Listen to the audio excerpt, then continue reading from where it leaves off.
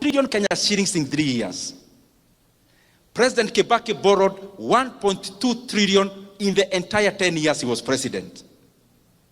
And therefore we have borrowed 3 times in 3 years. We have borrowed 3 times what Kibaki borrowed in 10 years. That's the money Kenya has borrowed in the last 3 years alone. 3 times what Kibaki borrowed in 10 years. And in that money, I have not included other debts that Kenya has now become clever to borrow in the name of something called securitization. I have not mentioned even that. It therefore means the economy of Kenya is borrowing 100 billion every month.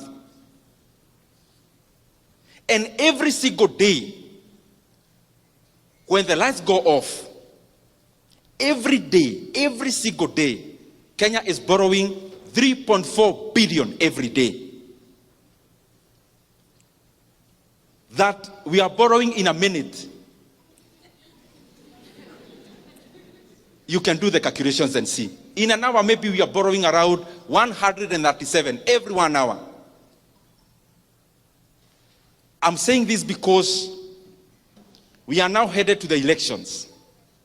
And what governments do, they focus more on re-election, and we forget that we have a country to lead after the elections. And what that means is that every time we are nearing elections, we start having something called fiscal expansion. Because maybe there is nothing much to be seen for the past year, then in basically 1 year, we want everything to be seen. And therefore, what do? We become reckless in borrowing. Kenya is there now.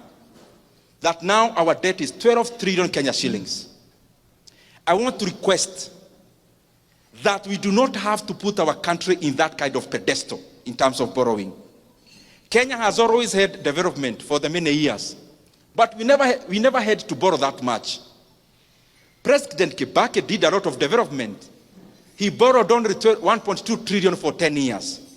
Where is the 1.2 trillion we are borrowing every year going?